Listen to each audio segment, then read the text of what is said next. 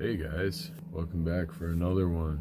I put out a video a couple days ago talking about commerce in the new earth and labor, trading labor for labor, cutting out this is just like a summary of that video, but basically my angle was cut out the corporate interests on top, bring it back down to the labor level and the individual worker becoming sovereign in that, discovering their true abilities and passions, what their contribution can be to the collective humanity moving forward into the new earth.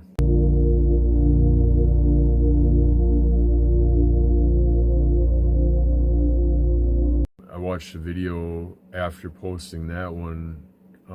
Not sure when she made it, but it was along the same lines. Lauren Grace, actually found her on TikTok, and hers was more of a channeled message, like she had received this information from somewhere about how things are going to be. I think my ideas might out as far as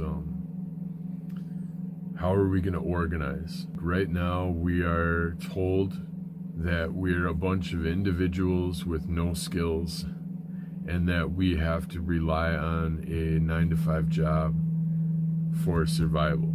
That's only because we are so separated from each other in separation consciousness. It's literally taught from birth, especially if you were brought up in a religious family, that we are separated, we have no affiliation to each other and no responsibility for each other. You see that especially in religions where the whole starving, the SNAP thing, the people that are starving, and or the starving baby looking for formula, and all the churches that wouldn't provide it for her.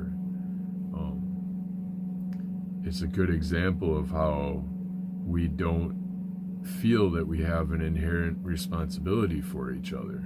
We're only responsible for ourselves, and any misfortune that happens to a person is God's justice on that person, and not, that we don't feel compelled to intervene in that. But that all aside, my whole thing is that is what brought us to this idea that we have to sacrifice ourselves, basically sacrifice our lively energy and livelihood for survival purposes, which all, when you look at fundamentally, what are we doing? We are paying the majority of our earning potential goes to our house that we live in. Our natural, like our fundamental need is shelter from the outside elements, right? That's like a need of humanity. Now, how nice that shelter is can depend on how much you have to offer humanity. But the need, the basic fundamental need stays the same. Must have shelter, right? Must have clothing, must have food. Those sort of things are just inherent to being a human. So, clothing might not be, but that's up for debate. But I digress, because what it comes back to is we are under the impression, because we've been programmed to believe that the only way that we can be valuable to other people and earn our survival is by signing up for whatever someone will pay us to do. And a lot of times that's taking away from our individual sovereignty and therefore our individual spark, our essence, our thing that drives us. It's when you sign up for a soul-sucking job, you dread going there every day. It literally drains you and your essence, and you're doing something that almost makes no sense to be doing, because a lot of times that soul-sucking job is only barely making things work in your life, like barely making ends meet. You know, you'd probably always want a little more than what you're getting, right? If all you have to show for your weekly earnings, for a lot of people, it ends after the essentials.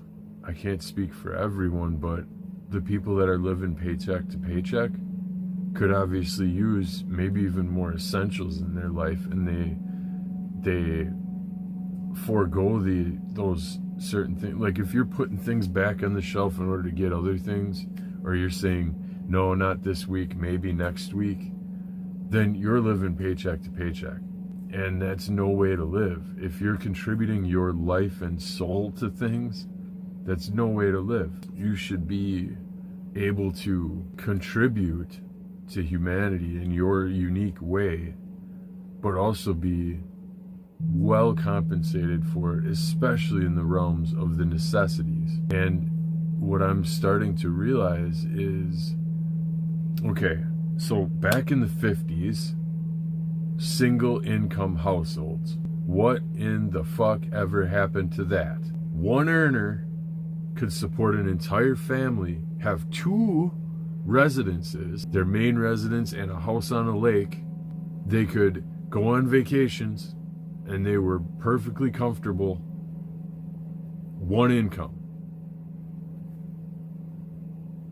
And now we can barely afford rent and the things that we need on two incomes. Much less, it takes a very unique individual and a college, maybe doctorate, in order to achieve that house on the lake and that second property and all those vacations and stuff. I mean, you need to be upwards of $150,000 a year, and that's a lot of times not even going to be a single income. It's both people working. And I'm not trying to get into individual cases in this, and I'm kind of off on a side tangent. All I'm saying is that the profits have largely gone to the billionaires since the decoupling, since this gap between the 99% and the 1% is just, it's astonishing how much that has separated itself, those two lines on the metrics, how far they've grown apart.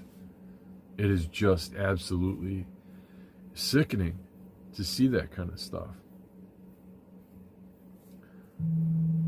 That's why most people are trading this for that. They're robbing Peter to pay Paul. They're barely making it.